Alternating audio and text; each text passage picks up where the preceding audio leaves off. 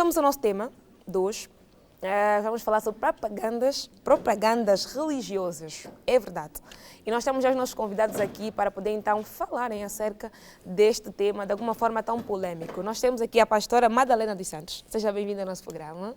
Muito obrigada. Sem esquecer o apóstolo Hugo Zé da Costa, que também já é da nossa família. Muito bem-vindo. Muito obrigado. Eu estou grato mais uma vez de estar aqui na Palanca TV. Que bom. Eu vou querer saber de vocês como é que correu a passagem de ano. Eu passei bem, entrei bem, na graça de Deus. Amém. Da minha parte foi tudo tranquilo. Mais uma vez, Deus fez-me a graça de poder transitar de um ano para o outro ano. Uau, isso é o mais importante, não? Evidentemente. É verdade. Pronto, agora se vamos para o nosso tema. Propagandas religiosas. O que é isto, na verdade? Para começar, eu diria que propagandas religiosas não é? São estratégias de persuasão que as religiões têm feito a fim de poder extorquir dinheiro ao povo e para que se cumpra Mateus capítulo 7, versículo 21 a 22, onde a Bíblia diz que Jesus disse que no último dia muitos dirão: Senhor, foi em seu nome que nós fizemos isso, foi em seu nome que nós fizemos acolá. Mas Jesus dir-lhes-á: apartai-vos de mim, vocês que praticam a iniquidade. As propagandas religiosas é que estão na origem de todos os acontecimentos no mundo inteiro, como por exemplo os vulcões, os terremotos e como no caso está também nesta doença em que nós, esta pandemia, esta peste da Covid-19, também tudo está na origem das propagandas religiosas. As pessoas estão a servir o dinheiro em vez de servir Cristo.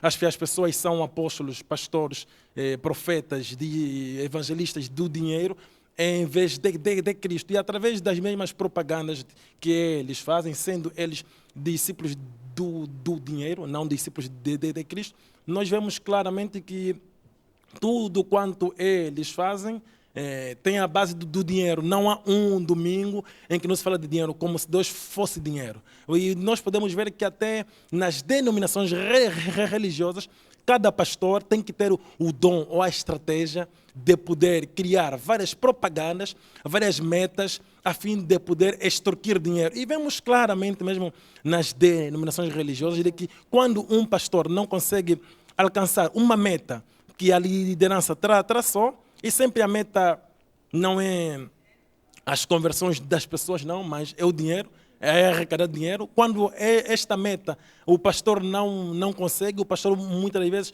começa a ser ameaçado em poder ser transferido ou em poder sair daí, assim por diante. E o pastor, fora da sua vontade, como tem aquele cargo, como um emprego, então ele é obrigado a criar várias propagandas dizendo que dá o teu Isaac e criando várias maneiras de poderem então persuadir e extorquir as pessoas. Vamos também ouvir então a pastora Madalena, o que tem a dizer. É verdade.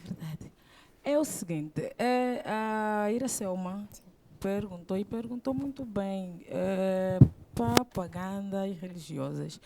Eu diria, segundo Marcos 16:15, onde a Bíblia fala que nós devemos pregar o evangelho a toda criatura, a todos os conflitos da terra e tudo mais que todo mundo já sabe, é necessário que o evangelho seja anunciado. Até porque propaganda é anunciar, não é? Um assunto, uma ideologia, um negócio, alguma coisa, mas bem feito, tipo marketing. Okay. Então, não podemos ver a propaganda como algo de extorquir, no meu ponto de vista, claro. Como algo de extorquir dinheiro. Eu, pelo menos, nessa altura, eu vejo a propaganda como algo do bem. Algo de bem no sentido religioso. Por quê? Porque a igreja tem o papel, tem a missão de poder levar Cristo até os confins da terra.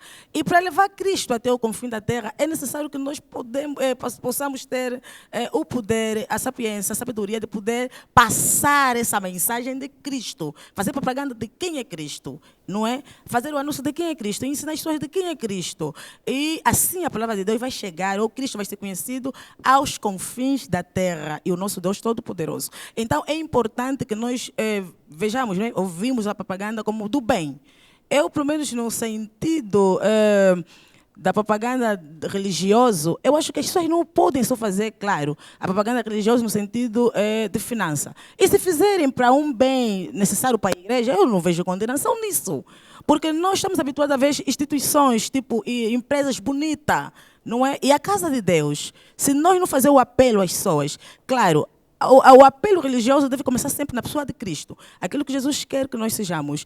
Aonde é que vamos depois da morte? É ensinar a palavra, as escrituras. Mas fora disso, temos coisas a cumprir, coisas a fazer, deveres a serem cumpridos na igreja. E se não haver dinheiro, não haver pessoas que ensinam, porque o pastor não é só bom, quando só ensina a orar para quebrar os demônios e na hora de falar sobre finança, para comprar alguma coisa na igreja, o pastor já não é bom, a igreja já não é bom. Não, não, não. Eu, como pastora, não falaria isso.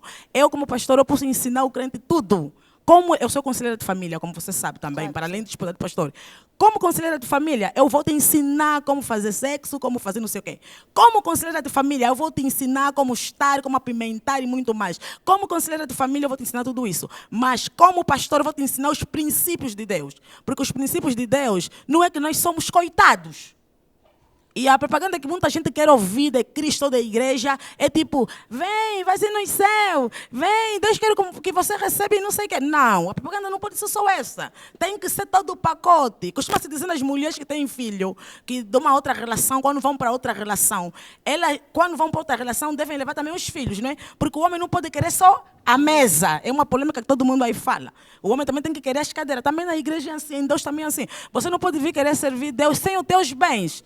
E nós não estamos a ensinar esse evangelho. Devia adorar Deus sem nada. Não faz isso. Quem vai comprar as coisas da igreja? Então, há que se ter muito cuidado em dizer que as propagandas na igreja só são de dinheiro. É mentira. Na igreja nós pregamos Cristo vivo. Jesus Cristo está vivo, ressuscitou dos mortos. Jesus nos livrou de condenações através da cruz do Carvalho. Mas ainda assim nós temos o poder de Deus para também ensinar as pessoas como abençoarem a obra de Deus. Isso para dizer que eu não sou de uma igreja que pede dinheiro. Eu sou de uma igreja de Cristo. Eu até não gosto muito de falar o nome da nossa igreja, mas muita gente sabe que eu sou pentecostal. Sou pentecostal, sou do Reino do Céu Internacional, mas eu não prego o nome da igreja, eu prego Cristo. E Cristo nos ensina que nós devemos dar com amor, devemos ajudar a obra de Deus. Então, a propaganda é no geral. A propaganda no geral é anunciar o evangelho, claro, mas as outras coisas não podem ser de parte. Não concordo se alguém me dizer que a propaganda só tem que ser de salvação, de oração, de quebrar os demônios. Não. Nós somos um pacote completo. Até porque Jesus se fez pobre para que nós sejamos ricos. Desde a construção da igreja. Tudo isso, os membros. Tudo a igreja, essa política que agora até tem que... não, eu como quero ser pastor, eu sou abençoado, então vou pegar o meu dinheiro, vou construir. A igreja não se constrói desde o princípio. A igreja não se constrói com dinheiro só de uma pessoa. A igreja se constrói com tudo, com todos, aliás, com todos os crentes. Por isso é que existe dízimo na igreja, existe oferta alçada, existe muito mais. Não é? Por quê? Porque o corpo de Cristo é nós todos, juntos, unidos. O corpo de Cristo não é só uma pessoa. Talvez você é a orelha, talvez ele é a perna, talvez eu sou a cabeça, talvez outros é sei lá o quê. Mas todos nós somos corpo de Cristo. Então essa ideologia que o cristão tem que ser só aquele que não fala de dinheiro, ou o pastor é bom, aquele que não fala de dinheiro, está errado. Está errado. Mas a propaganda tem que ser feita de todos os níveis. Eu vou só poder ler aqui em Atos capítulo 17, o versículo 25, se me permites. Com certeza. Aqui a palavra do Senhor diz que nem é servido pelas mãos dos homens como necessitando de algo. Ele próprio, dando a toda a vida e fôlego e todas as coisas. Aqui mostra-nos claramente de que Deus não é um mendigo. Deus não é um necessitado que precisa de dinheiro, conforme as pessoas muitas das vezes têm feito, de que a liderança, a empresa, porque hoje as propagandas religiosas, não é?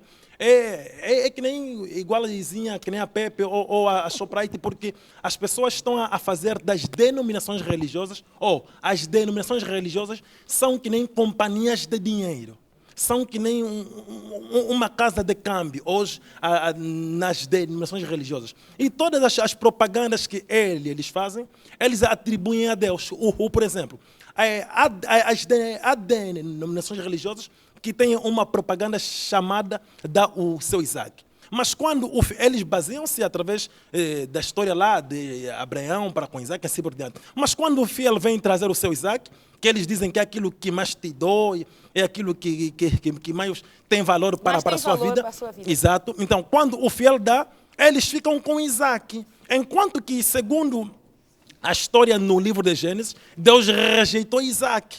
Então, nós podemos ver, conforme eu disse muito bem no princípio, que as religiões servem o dinheiro em vez de Cristo. Usam Cristo em frente para que se cumpra simplesmente do que eu citei, Mateus capítulo 7, versículo 21 a 22. Para que no último dia digam que, Senhor, foi em seu nome que nós fizemos isso, foi em seu nome que nós fizemos acolá. E é por esta razão que dentro das mesmas propagandas religiosas que nós vemos através das denominações religiosas, há grupos corais. Há, por exemplo, coro A, coro B, coro C. Mas na Bíblia, Jesus teve o coro A.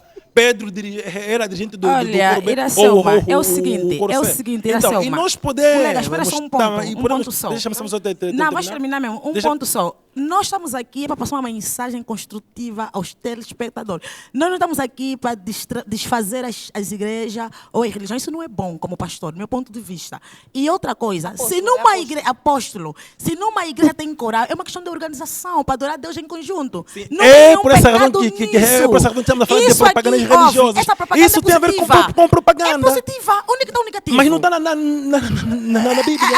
Acha que tudo que fazemos na igreja está na Bíblia. Existe coisa que vamos fazer para o pro do crescimento da obra de Deus. Sim, o tema é você como pastor, é que tem que ter sapiência de poder ver o que é necessário e o que não é necessário, mas nunca destruir a palavra de Deus. Eu, no meu ponto de vista, se trata de destruir a palavra de Deus. Porque quando você fala que existe igreja, que o dinheiro, que não sei o quê, meu irmão, não faz isso.